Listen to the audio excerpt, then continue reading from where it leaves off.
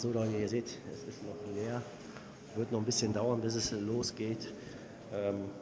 Eigentlich soll es in 10 Minuten losgehen, aber ihr wisst ja, in Mallorca laufen die Uhren ein bisschen anders. Hier haben wir Mr. Tone Vays. How are you? Tone. Don't speak German, speak Russian. Russian.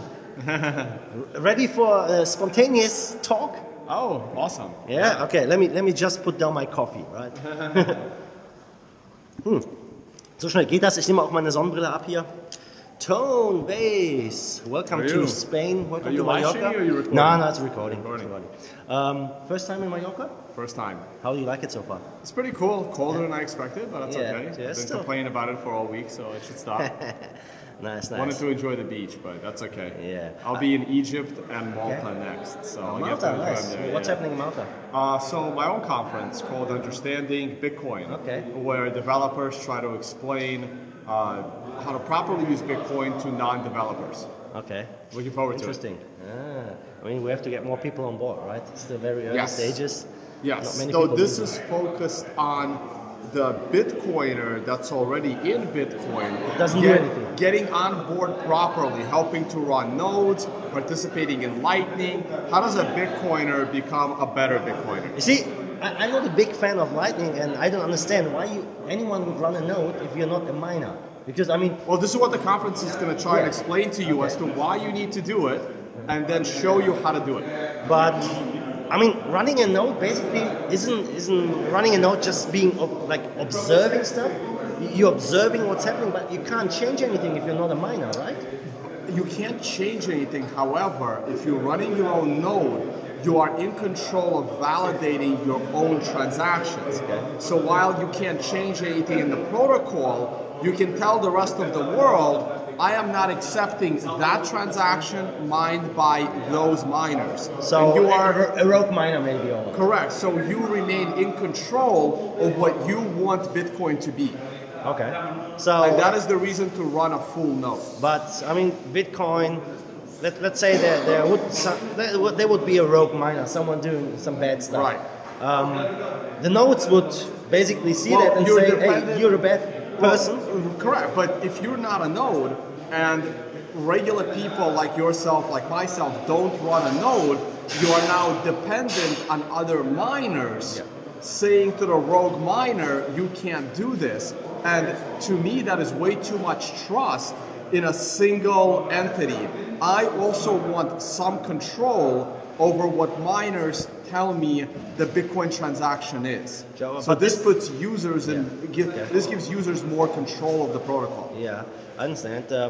But the nodes, there's no governance model like in Dash where the nodes can make decisions. Absolutely That's just not. the miner, right? Correct. Okay. The miner mines the block, but the node has to accept that block. Sure. And if the miners all want one thing, but all the users want something else, the miners will have to conform to the users, which is what happened during the user-activated SOFORT.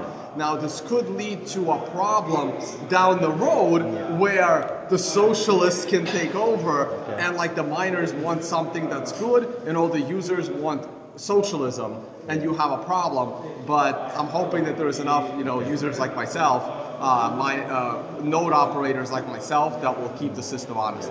So basically, could you say that having nodes in the system is kind of like an insurance against the miners, a control mechanism for the miners, just to keep them in check? Right. It's a third point of decentralization. You have the core developers that decide what code gets added to Bitcoin. You have the miners that choose to mine with that code, and then you have the user nodes that don't mine, that choose to accept the miners' decisions to run the code.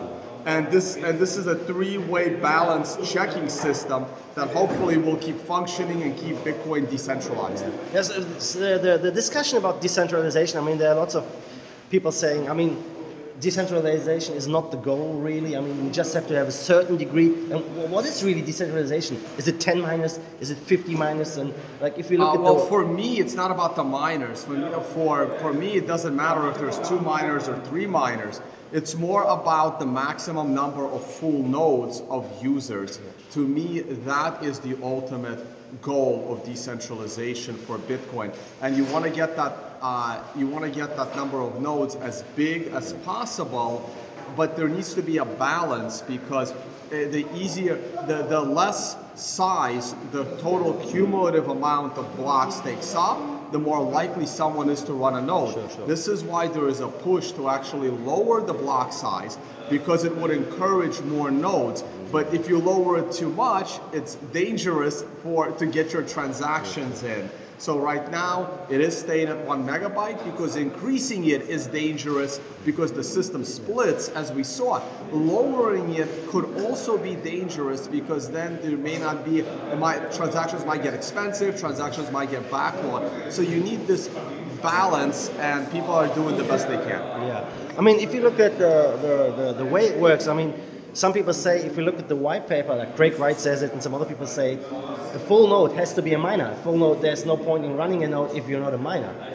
At the time when that was written, the concept of an ASIC was not there. That's right. At the time when it was written, I mean, I don't know what Satoshi was thinking, I have no idea. But at the time that it was written, it's possible that he thought that every node is by default a miner that participates in the system. But because it was so easy, you could just fire up your laptop and mine Bitcoin. But because it has gotten so specialized that you have to be a specialist to be a miner, and with the fear of miner centralization, your node that is properly set up and properly functioning and properly validating transactions while not being a miner is just as critical today as it was in 2009 to help keep the system decentralized, which was the goal for decentralized money.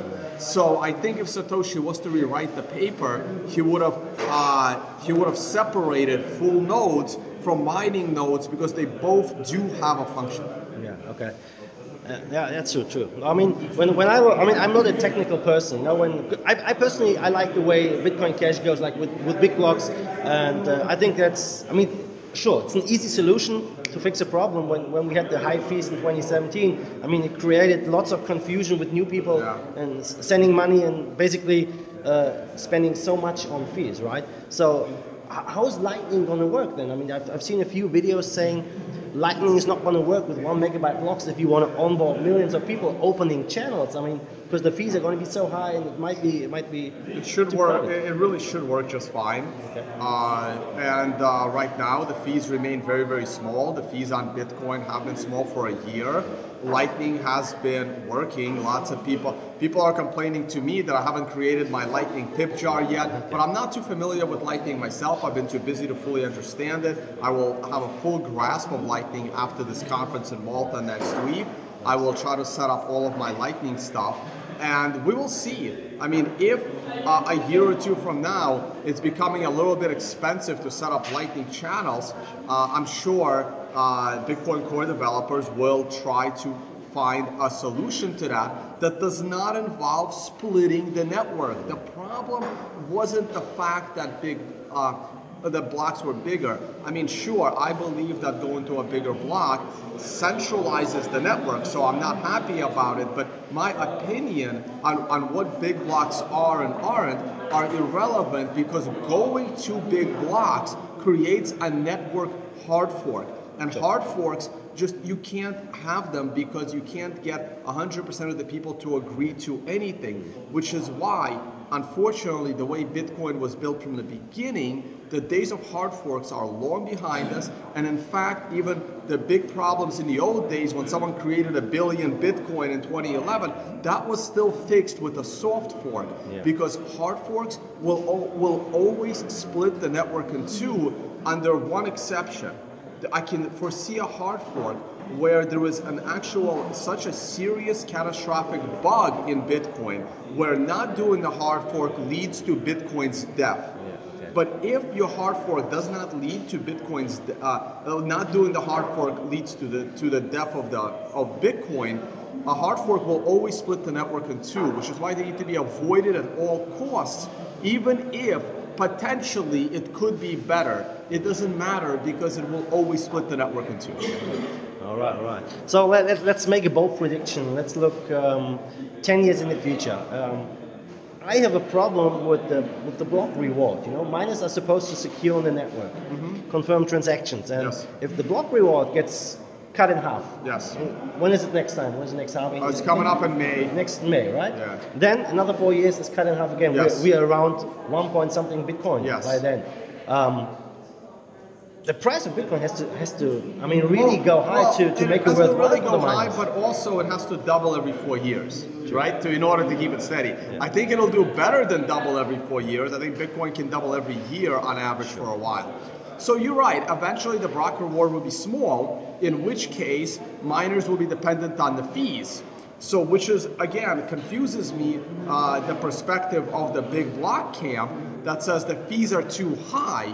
But in the future, how will the miners get paid? They need high fees. Or millions of transactions. Right, or millions of transactions, which they will have both, right? Yeah. Like you said, hey, isn't it going to get expensive to open and close a Lightning channel? I hope it doesn't get too expensive to open and close a Lightning channel, but I hope it's expensive enough so that the miners are happy and we still have our millions and millions of transactions a second through Lightning, but opening and closing of channels will start to rise. Maybe it'll be $1, maybe it'll be $2. And that would be a channel, you know, a long time from now where the miners can still benefit from that reward. I have another theory as to how miners could be sustained in 10, 20 years down the line, even with low transaction fees. Okay, and that theory is if Bitcoin becomes such an instrumental part of the financial system and your business is dependent on Bitcoin, let's say you run a business like a Netflix, right, that can now offer its service all around the world by displaying a QR code on a TV screen and they don't care about credit card fraud. The fact that they've integrated Bitcoin, you can probably save them millions of dollars, probably make them an extra $1 billion a year in revenue. So if your business is making $1 billion in revenue a year only because Bitcoin exists, wouldn't it be an awesome business expense to spend $200 million a year running a mining farm at 100% loss, not making any money, but you're still making the other $800 million from your business? So people like me, I mine at a loss. I mine just to help and support the network. So I think in the future, if Bitcoin is so important, if all of your savings are in Bitcoin, wouldn't it make sense for you to run just one miner or two miners, pay some extra electricity money, not earn anything from those miners, but know that you're helping secure your life savings? So I think there'll be enough miners just to help the network to protect their Bitcoin and their business, to assist even at a loss. Yeah, could be. I mean, it's going to be very interesting. I mean, with the big blocker camp and the BTC, like maximalists like you. I mean, I'm unsure what's really going to happen. I mean, you got your opinion, but I'm pretty sure what's going to happen. It's not all that interesting to me. Yeah, that's right.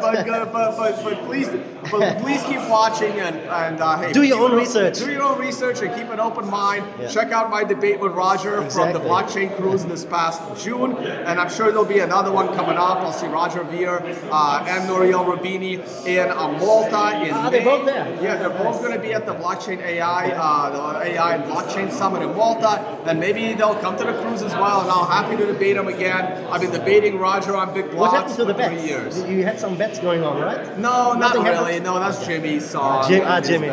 But yeah, I gotta prepare for my presentation. Thank you very much. Thank you so much. Have a great day. Check out my YouTube channel, Tone Vays, and Tone Vays on Twitter, and Tone Vays pretty much everywhere. But be careful of imposters. Everyone pretends to be me. Thanks, man. Thanks, man.